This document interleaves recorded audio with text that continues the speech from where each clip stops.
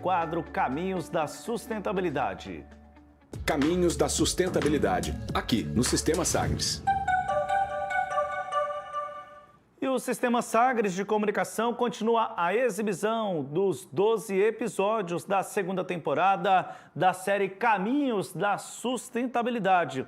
Estamos abordando o Objetivo de Desenvolvimento Sustentável número 12 na Organização das Nações Unidas, a ONU, que tem como objetivo, ou melhor, que tem como tema o consumo e produção sustentável. Bom, tratando aqui deste assunto, recebemos a partir de agora o especialista em economia, professor Luiz Carlos Ongarato, e é sobre o desperdício de alimentos, ODS de número 12. Vamos tratar então deste tema a partir de agora, produção e consumo de alimentos para a cidade. Oi, professor, uma ótima tarde, seja muito bem-vindo. Uma boa tarde, muito bom te ver aqui. Mais um episódio, no Caminhos da Sustentabilidade, no Tom Maior, e um tema que é fundamental, que tem a ver com o nosso cotidiano, principalmente aí em momentos de crise, a gente vai falar de sustentabilidade e de economia. Pois é, professor, hoje estou por aqui então, ao seu lado, felizmente, aqui para a gente falar um pouco deste tema. Como temos felizmente aqui discutido o ODS de número 12 em reportagens especiais aqui na nossa programação também, e aí o desperdício de alimentos. Professor, nós enquanto sociedade temos aí produzido alimentos para o mundo de certa forma, mas também temos uma proporção que não é adequada, enquanto muitos passam fome e outros têm um excesso, e um excesso em que há então uma produção, mas que acaba resultando em um desperdício. E aí uma série de alimentos que poderiam ser utilizados, que poderiam ser revertidos para essas pessoas, como diz, que sofrem aí da insegurança alimentar, acabam então padecendo. Professor, partindo então aqui do nosso início dessa conversa, o que a gente pode já avaliar desta dicotomia, enquanto para uns faltam, para outros o excesso? Bom, o tema de alimentação para a população do mundo não é uma novidade dentro do estudo da economia. É importante a gente pensar assim, Porque lá no passado, há talvez dezenas, centenas de anos atrás, já se pensava que chegaria um ponto que a população mundial ela cresceria tanto que a produção de alimentos ela não acompanhasse. Só que o que a gente vivenciou aí depois de Revolução Industrial, tecnologia, aplicada principalmente ao agronegócio? A nossa produção, ela existe, ela é capaz de produzir alimentos para toda a população do mundo, só que a gente tem um problema de distribuição. Então, quando a gente fala de distribuição, é um problema que envolve tanto acesso quanto renda. E, a partir daí, também, eu tenho outros problemas que são derivados desses excessos, Principalmente se eu tenho alguém faltando alimentos, a gente tem problemas de pessoas que possuem um excesso de alimentos, que hoje, problemas de desnutrição, eles são muito menores do que os problemas de obesidade, que também é um problema econômico, é um problema da nossa sociedade moderna, Então, quando a gente fala de consumo consciente, a gente fala de produção sustentável, a gente precisa também falar do que a gente está consumindo dentro de casa, não somente de outros tipos de produtos que a gente já falou, mas a alimentação é o principal, é o que nos deixa vivos, Vamos colocar assim. Então, hoje, quando a gente fala de uma produção mais sustentável, uma produção de alimento sustentável também envolve o consumo consciente, O consumo que a gente fala daquele minimalismo, ele ser transformado em quê? Em ações concretas para evitar desperdício. E a gente já começa também a observar negócios que são criados a partir dessa necessidade de economia. Bom, professor, e aí eu queria pegar aqui a meta 12.3. A gente está falando em objetivo sustentável, objetivo de desenvolvimento sustentável, e aí diz o seguinte: até 2030, reduzir pela metade o desperdício de alimentos per capita mundial nos níveis de varejo e do consumidor e reduzir as perdas de alimento ao longo das cadeias de produção, abastecimento, incluindo as perdas pós-colheita. Por que quis ler aqui estritamente este objetivo de desenvolvimento, esta meta, a meta 12.3, professor?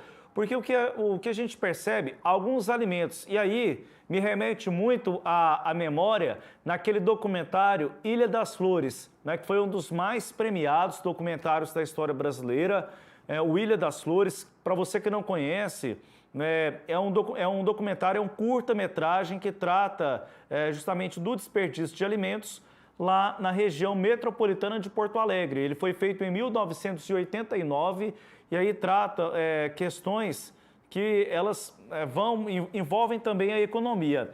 E aí, professor, por que quis relacionar essa meta, o Ilha das Flores, com este nosso assunto? Porque muitos alimentos, quando a gente fala em desperdício, é como a situação lá do documentário. O alimento que não serve, ele tem uma manchinha, ou então ele tem ali algo que, do ponto de vista comercial, ele não é vendido, mas que pode perfeitamente ser utilizado para alimentação. É algo que nós podemos aqui também refletir sobre isso? Sim, esse é um dos temas fundamentais para a gente pensar, né? Será que aquele produto que a gente está consumindo, aquele hortifruti, né, aquela verdura, fruta, enfim, que a gente está consumindo, eu não sou extremamente exigente com ele, né? É a primeira questão. Segunda questão, se a gente fala de comércio de alimentos, o consumidor também, né, que é o demandante, quem compra, ele tem muito poder de escolha. Então, se a gente começa a rejeitar muitos alimentos por características simplesmente estéticas e não nutricionais, eu aumento o custo do supermercado, do feirante, de toda a cadeia produtiva, porque nem 100%, né, às vezes nem 50%, né, a gente nunca vai chegar em 100% de utilização ali da estética, por exemplo, de uma maçã, por exemplo, né, uma fruta muito popular aí para a gente, a banana, enfim, padrões de tamanho também, né, para comercialização. Então, a gente acaba impondo muitas regras e essas regras tornam o alimento muito mais caro para a gente. Então, o que a ONU ela vem falar? Ela vem falar no ODS 8, né, do 12.3, sobre o desperdício dentro de casa, o desperdício no comércio também, porque muitas vezes a gente tem no supermercado pilhas e pilhas de alimentos, né? Vamos imaginar lá no supermercado que a gente vê lá na padaria, tem aquele monte de pão assim empilhado, né? Pão fatiado, e aquilo tem um prazo de validade muito curto, tá? Mas o visual de abundância que é colocado faz com que a gente compre. Por quê? Muitas vezes você coloca um monte lá de produtos e diz assim, olha, você não vai levar nenhum. Olha o tanto que tem aqui. E se tem muito, pode ser que esteja barato. Então, são uma série de estratégias aí, seja de quem vende, seja de quem compra, que acaba aumentando o custo para o consumidor final. E o terceiro ponto é aí a logística de distribuição. Hoje, grande parte da nossa safra de grãos, por exemplo, ela fica nas estradas. Tá? Então, por quê? A gente não tem uma logística eficiente, a gente não tem uma forma de distribuir, e isso vai aumentando o custo da produção do alimento, seja diretamente ou indiretamente. Então, o tema, quando a gente fala de alimentação, por que a gente fala dentro de economia? Porque tem a ver diretamente com a nossa renda, o nosso consumo e a nossa qualidade de vida. E, além disso, tornando os alimentos mais acessíveis, a gente dá mais qualidade de vida e mais segurança alimentar às pessoas de baixa renda, que elas não têm acesso a uma série de produtos e, inclusive, né, essa questão alimentar que a gente tem falado muito, né, aqui na Sagres, principalmente aí aumento de combustíveis, aumento de gás, enfim, né, a cesta básica como um todo. Professor, a inflação aumentando. Até agora há pouco, numa outra entrevista que nós fazíamos aqui sobre educação financeira, eu até usava um exemplo. R$400 hoje não são os mesmos R$400 de alguns meses, quando você vai ao supermercado. E aí, isso, claro, envolve o poder de compra das pessoas, mas também reflete algo que o senhor destacou, que é o custo dos alimentos. E aí o custo dos alimentos tem apresentado uma elevação muito significativa e, claro, pode se agravar. Temos aí a questão dos fertilizantes, que envolve o conflito entre a Rússia e a Ucrânia, entre outras variações. O desperdício, professor, pode colaborar, então, ou melhor, a ausência do desperdício ou a diminuição dele pode colaborar para a gente reduzir o custo dessa produção e, consequentemente, baratear, aliviando o bolso das famílias brasileiras? Sim, é uma alternativa. A conscientização, né, é uma alternativa muito poderosa, né, muito valiosa para a gente quando a gente fala de consumo. Por quê? Quando a gente fala em desperdício na cadeia, né, a gente fala também aí de desperdício dentro de casa, então a gente fala do orçamento familiar. Então, muita gente faz compras sem planejamento e acaba desperdiçando o alimento na geladeira, ele acaba estragando dentro de casa. Mas uma questão também que é muito importante quando a gente fala de desperdício na cadeia produtiva é a gente se conscientizar que a produção de alimentos para as cidades, ela precisa ficar próxima das cidades. Então, pode parecer alguma coisa estranha, né? Mas grandes cidades do mundo todo, as metrópoles mundiais, qual que é o grande desafio da sustentabilidade na alimentação? É a produção de alimentos num raio de poucos quilômetros. Porque imagina toda a parte de folhagens que a gente vê na feira, vê no supermercado. Ter cinturões verdes, alface, professor.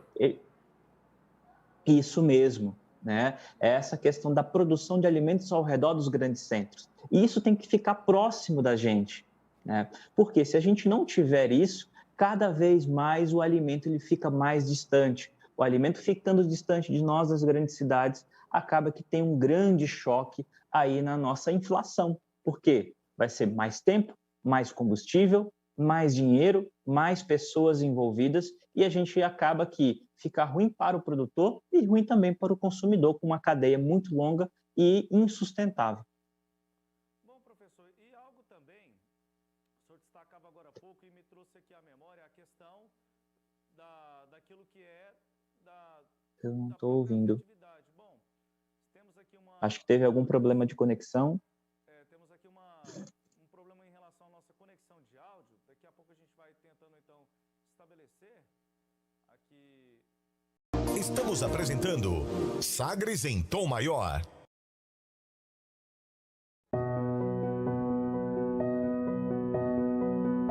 Algumas vezes temos dificuldade de encarar e admitir a nossa fragilidade e incapacidade.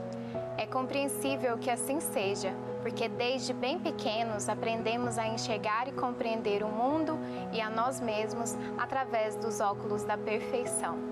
Assim, assumimos uma postura de expectativa e exigência de quem já deveria saber lidar com isso ou aquilo, em vez de aceitarmos a possibilidade do desacerto como uma experiência de aprendizagem, nos amedrontamos com a expectativa da perfeição.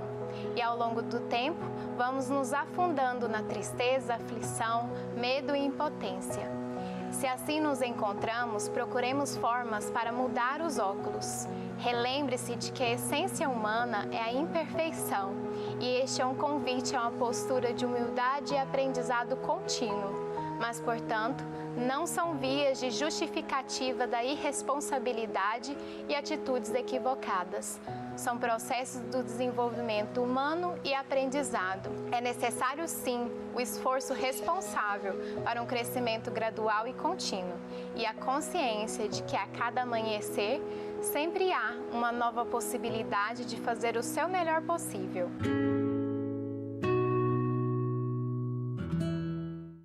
Ei, você aí mesmo, já tomou a primeira dose da vacina contra a Covid-19? Se sim, continue tomando todos os cuidados necessários. A vacina contra a Covid-19 é aplicada em 2 doses em várias partes do mundo e já mostrou sua eficácia. Não deixe de tomar a segunda dose, que serve como um reforço e deixa sua imunização completa, fazendo com que nossa vida volte ao normal mais rápido.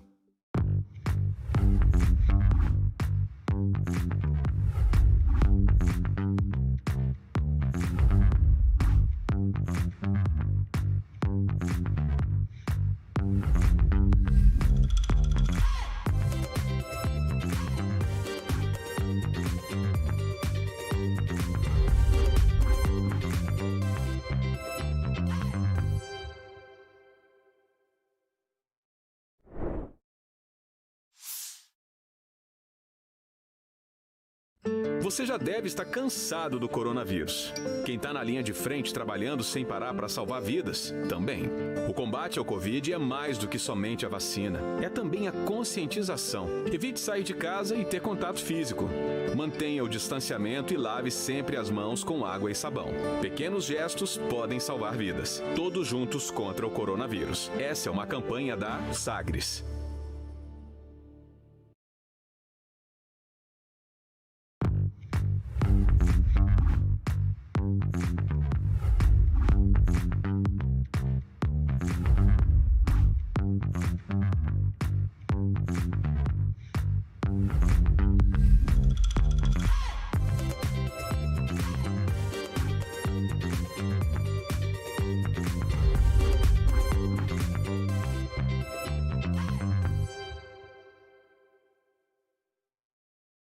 Voltamos a apresentar Sagres em Tom Maior. Estamos de volta aqui no Sagres em Tom Maior. Problemas aí da nossa conexão são coisas da tecnologia, tudo resolvido. E retomamos aqui o nosso contato com o professor especialista em economia, Luiz Carlos Zongarato. Professor, eu iria perguntar, associando com até mesmo a memória afetiva das pessoas. Sabe aquele almoço de domingo? Aquela fartura toda que tem aí nas casas das pessoas, aquele almoço diferente. E isso, em muitos lares, resulta no desperdício de alimentos. E o senhor, para quem está acompanhando a entrevista agora, dizia aquela questão agora há pouco, no supermercado, você não vai levar mais esse aí para sua casa, olha só tudo, aqui, olha o tanto que tem. E acho que aí também é por isso, professor, puxando pela memória das pessoas, uma questão da afetividade, a própria relação, e levando para os costumes e as atitudes das pessoas do dia a dia. E aí esse exemplo do almoço de domingo, acho que faz parte desse contexto, professor.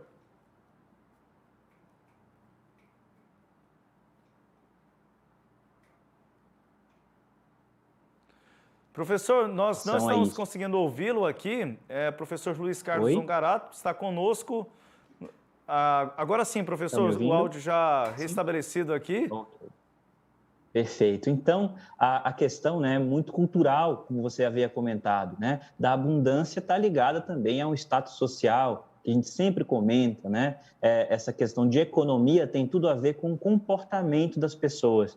Então, se a abundância ela traz esse status social, a gente tem que ter muito comprometimento também com esse desperdício, para evitar consumo desnecessário e também evitar que a comida seja jogada fora, né? Mas eu acho que no almoço de domingo, por exemplo, todo mundo leva sua marmitinha para casa. Não é assim na casa de todo mundo? Pelo menos lá na casa da minha mãe é assim, viu? Termina aquela festa, aquela fartura, aí todo mundo com a sua para levar para o dia seguinte ou então para o período da noite. Mas aí também não, é todo um controle, não é? Levando em consideração, né, professor, a quantidade de pessoas que nós temos nas nossas famílias. E acho que é assim também, né, nas diferentes casas, para a gente poder evitar um desperdício. Professor, e para a gente caminhando aqui para o final dessa nossa conversa, falamos um pouco sobre custos de produção, também falamos aqui dessa questão envolvendo a memória, a atração ao consumo. Professor, e pensando em uma situação mais sustentável, o que a gente pode fazer para a gente ter uma realidade melhor, tanto do ponto de vista de produção, de consumo, para que não tenhamos um desperdício tão significativo de alimentos e isso refletindo de uma forma negativa nas nossas casas? Bom, na prática, a gente já percebe algumas soluções sustentáveis, principalmente utilizando a tecnologia.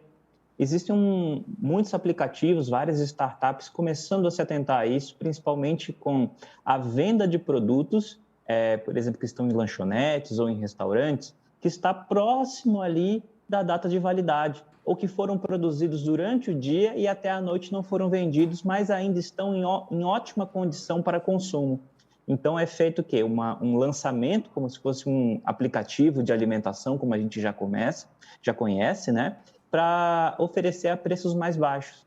Outra questão também importante é a gente ir mais vezes ao supermercado, pegando ali promoções, né, e evitando grandes estoques em casa.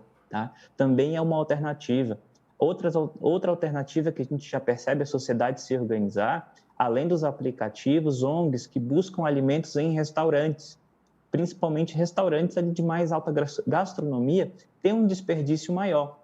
Então, tentar fazer com que esse alimento que ia ser jogado fora, ia ser desperdiçado de alguma forma, encontre, seja uma via para a comercialização desse alimento, mais próximo ali da data de validade, ou até mesmo para a doação de quem está precisando ali, principalmente no momento de crise econômica e social que a gente vive aí no Brasil e no mundo.